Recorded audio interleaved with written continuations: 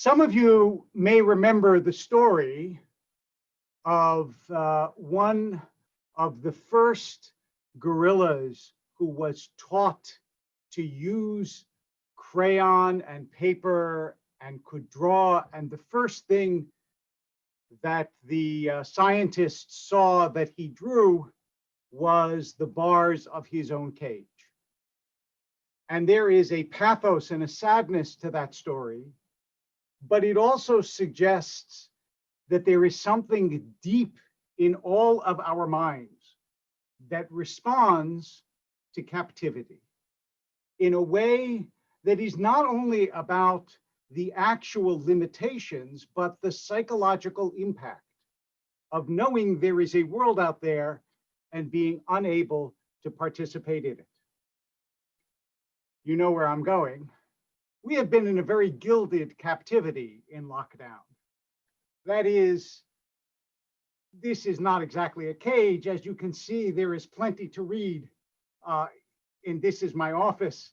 And I get to go from my office across the street to my house and elsewhere. And of course, the bonds are somewhat loosening. But as we approach the end of the Torah, which is about, in its origins, captivity and freedom and what it means to be free and what it means to be a slave, and is there a certain kind of confinement even in the desert, because although you can move wherever you want, there wasn't a lot to do. I started to think about the lessons of the lockdown, as we all have, and ways in which to summarize it before we approach the new year. And I want to offer you just a few general conclusions, not that they are new or innovative or that we haven't thought about them before, but nonetheless, I think that they are worth keeping in mind as we go forward and, God willing, see our restrictions lift in the year ahead. The first is that over the past 6 months, I think that we have to have a tremendous sense of the capacity of human beings for creation and invention and sheer intellectual and imaginative labor. What we're doing right now is a perfect example. A year ago, our services were not beamed everywhere in the world. And Zoom, which is now ubiquitous, was unknown to almost all of us, maybe to all of us.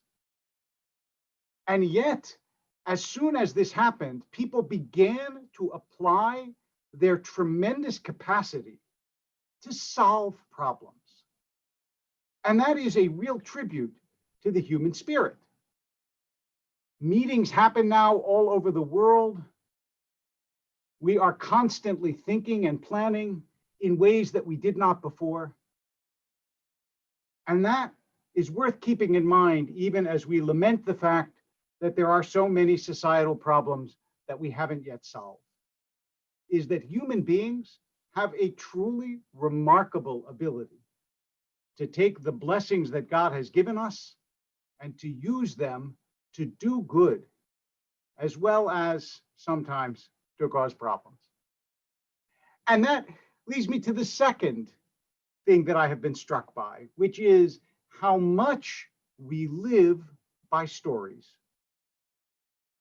If you think about it, when people say, oh, I'm watching Netflix or Amazon Prime or whatever it is, Hulu or any of them every day, what they're basically saying is, I'm involved in this story.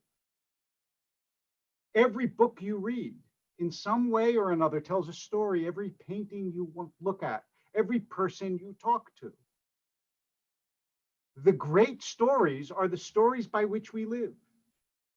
The Torah is our master narrative for our life, for discovery, for captivity and liberation, for the promise of the future. And even as we get involved in story after story, so much so that sometimes I know that I've forgotten that I watched something or read something, and at a certain point I think I know it's about to happen. I must have seen this before. Even as we forget stories, we still live by them. They are still the way in which we process the experience of life. And there is something about lockdown that has reminded me very powerfully that that is true.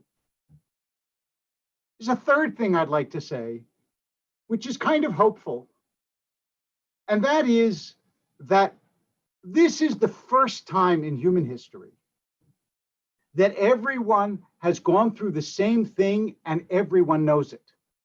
I mean, there might have been worldwide pandemics before, but not everybody knew that everyone was going through a worldwide pandemic. There wasn't, after all, the internet and all the different modes of communication that we have now that lets us all know, except perhaps for the most remote and disconnected tribes in the world, everybody knows what everyone's going through. That was never true before. Villages were always disconnected from the larger world. No longer. And I hope that maybe this sense that all human beings are deeply interconnected will bring us to a different sense of one another. There may be some hopeful signs that that is happening. Even as there are clashes between nations, there is also some amity. Look, if you had said a few years ago that the UAE and Bahrain would have diplomatic and commercial relations with Israel, we would have said, nah, won't happen with Arab nations. And yet it has happened, which is a tribute not only to the diplomacy and the efforts of the American government and the Israeli government, but also, I hope, in addition to those efforts, laudable and praiseworthy though they certainly are, I hope maybe at least a little piece of it is everyone's recognition that we are in the same boat, guys. That the virus doesn't care if you're Jewish or you're Muslim or you're Christian or you're Hindu. It doesn't care. That the forces of nature operate equally on all of us. And therefore, maybe there might out of this in time come some kind of nudge to greater closeness, as has happened from other catastrophes in human history in the past. And wouldn't that be a beautiful thing?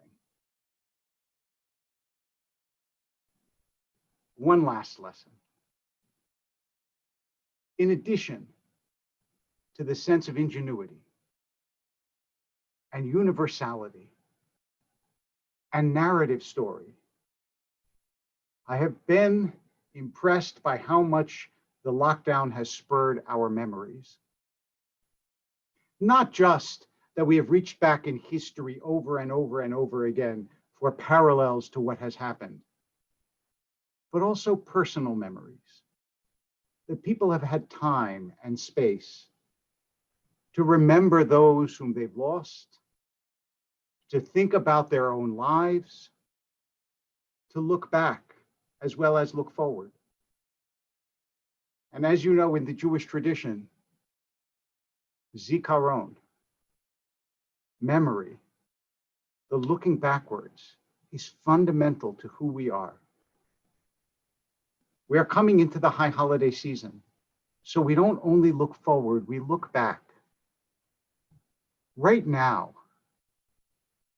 we don't only remember those whom we have lost in our own lives, but also we remember those who are suffering and whom we have lost in our world. Yesterday was 9/11. We remember those who died in that tragic act of terror, and those who are facing terrible suffering and loss in the fires right next door to us. Memory is pain as well as sweetness, but maybe together with memory, with story, with universality, and with our own powers of creativity and imagination, Olam Chesed Yibaneh, we can build a world of kindness and of goodness. Olam Chesed Yibaneh.